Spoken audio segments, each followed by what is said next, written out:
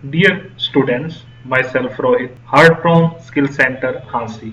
आज की इस वीडियो के अंदर हम सीखने जा रहे हैं MS Excel 2016 के अंदर पाइवट टेबल की हेल्प से टाइमलाइन ऑप्शन। टाइमलाइन एक ऐसा ऑप्शन है जिससे आप अपने रिकॉर्ड को टाइम के अकॉर्डिंग फिल्टर कर सकते हैं, बट इसके लिए कंडीशन ये है कि आपके रिकॉर्ड के अंदर टाइम या फिर डेट का कॉलम होना बहुत जरूरी है, तभी आप अपने रिकॉर्ड को टाइम के अकॉर्डिंग फिल्टर कर सकते हैं। तो इसे और अच्छे से सीखने के लिए आइए हम चलते हैं अपनी वर्कशीट के अंदर। आप देख सकते हैं कि हमने एक रिकॉर्ड एंटर किया हुआ है जिसके अंदर एम्प्लॉइज नेम, डिपार्टमेंट्स और स्पेशली टाइमलाइन ऑप्शन के लिए कुछ डेट्स एंटर की हुई हैं, जिसके अंदर पैक्ड डेट और डिलीवरी डेट है। इसके साथ साथ कुछ ईयर्स की सेल और उनकी टोटल सेल एंटर की हुई है। तो टाइमलाइन ऑप्शन सीखने के लिए सबसे पहले हमें पाइवट टेबल इंसर्ट करनी होगी। पाइवट टेबल कैसे इंसर्ट करते हैं ये हम अपनी लास्ट वीडियो के अंदर सीख चुके हैं।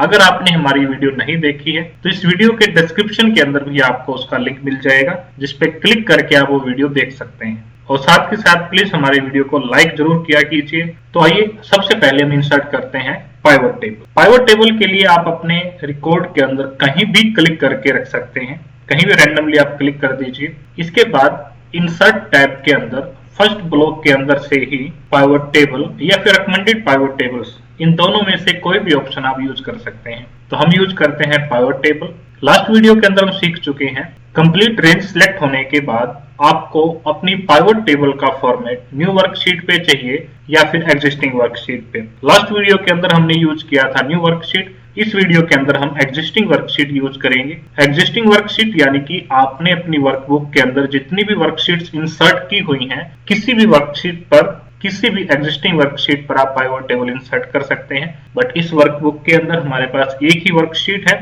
तो इस वर्कशीट के अंदर हमें लोकेशन बताना होगा कि हमें कहाँ पाइवट टेबल चाहिए।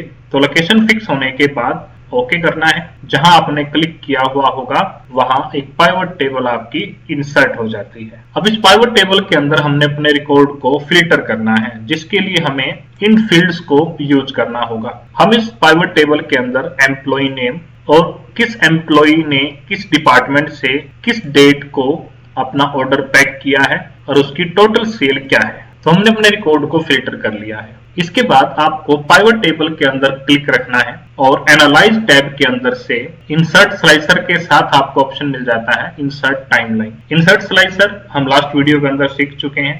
अब हमें क्लिक करना है इंसर्ट टाइमलाइन पर। टाइमलाइन पर क्लिक करते ही इन सभी टैब्स के अंदर से केवल आपको वही टैब दिखाई देंगे जिसके अंदर आपने कोई टाइम या फिर कोई डेट एंटर की हुई, क्योंकि हमारी यही कंडीशन है।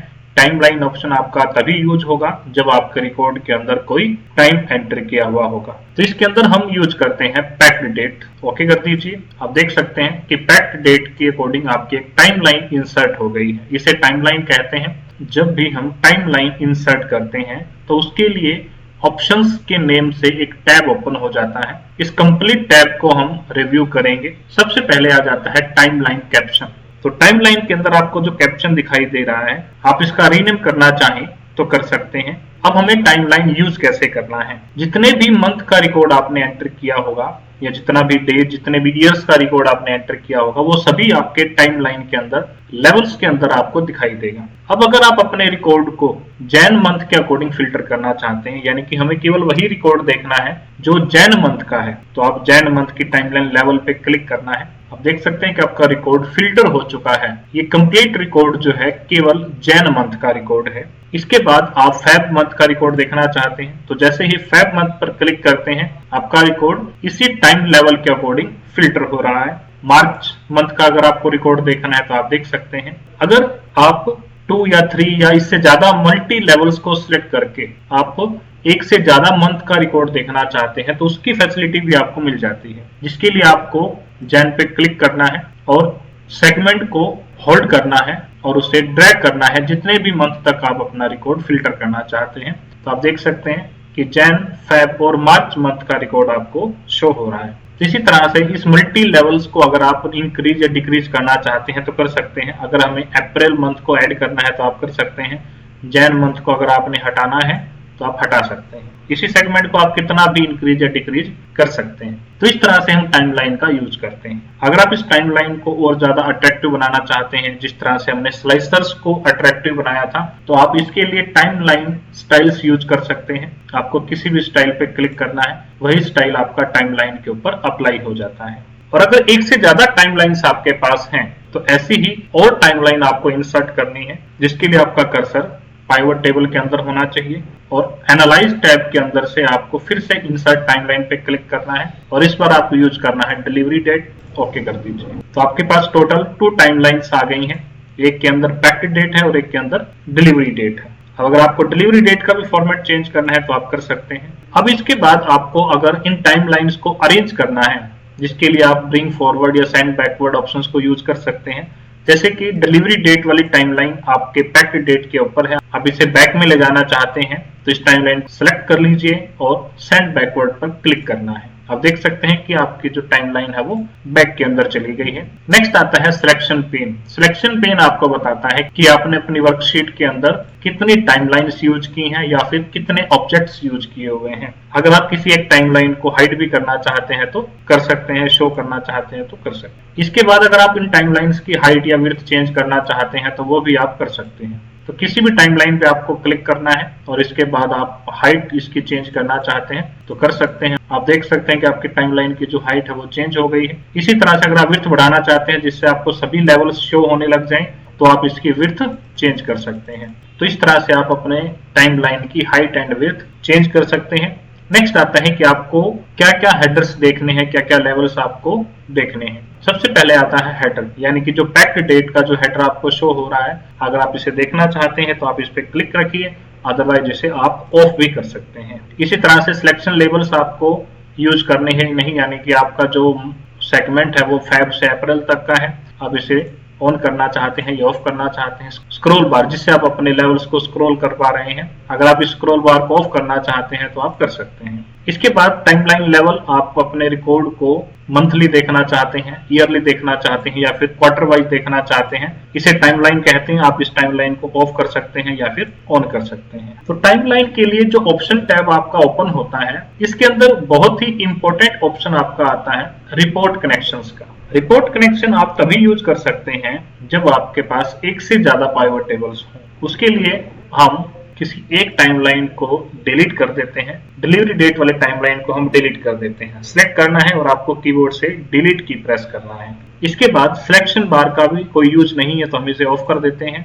अब हमें एक और पाइवट टेबल इंसर्ट करनी है, जिसके लिए आपको अपना कर्सर रिकॉर्ड के अंदर ले जाना होगा। रिकॉर्ड के अंदर ले जाने के बाद फिर से आपको इंसर्ट टैब और सेम प्रोसेस यूज करना है। पाइवट टेबल, एग्जिस्टिंग वर्कशीट, और एग्जिस्टिंग वर्कशीट के अंदर आपको कहाँ चाहिए पाइवट टेबल क्लिक करना है और ओके कर दीजिए। आप स्क्रॉल करने के बाद देख सकते हैं कि एक और पाइवट टेबल का फॉर्मेट आपको मिल गया है। इस टाइमलाइन को आप अरेंज कर सकते हैं जहां भी करना चाहते हैं। अब टाइमलाइन के अंदर रिपोर्ट कनेक्शन ऑप्शन को यूज करने के लिए आपको एक बात का ध्यान रखना है कि दोनों पाइवट टेबल्स जो आप यूज कर रहे हैं, उनके अंदर कोई ना कोई एक फील्ड जो है वो कॉमन होनी चाहिए, जिसके अकॉर्डिंग आप अपने कोड को फिल्टर कर रहे हैं। तो सबसे पहले हम देखते हैं कि फर्स्ट पाइवट टेबल के अंदर हमने किन किन फील्ड्स को ऑन किया हुआ है। टोटल 4 फील्ड्स ऑन की हुई हैं, employee name, department, packed date और टोटल। अब जो दूसरी पाइवट टेबल है उसके अंदर हम एम्प्लॉय नेम, टोटल सेल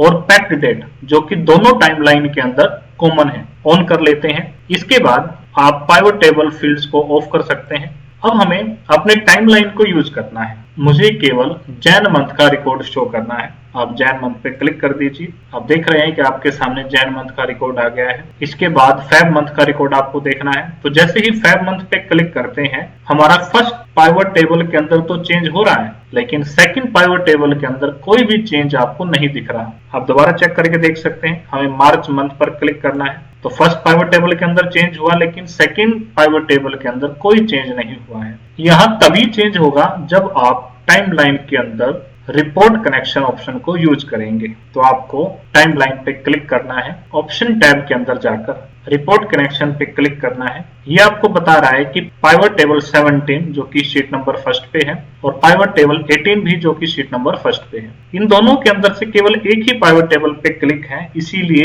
एक ही पाइवट टेबल के अंदर चेंज हो रहा है। हमें दोनों पाइवट टेबल्स के अंदर चेंज करना है एक ही टाइमलाइन को यूज करके, जिसका नाम है फैक्ट डेट। तो हमें दोनों पे क्लिक करना होगा और ओके कर देना है। अब आप अपने टाइमलाइन के अकॉर्डिंग दोनों पाइवट टेबल्स को फिल्टर कर सकते हैं। जैसे ही आप जैन मंथ पे क्लिक करते हैं तो आपको दोनों पाइवट टेबल्स के अंदर चेंज देखने को मिलेगा।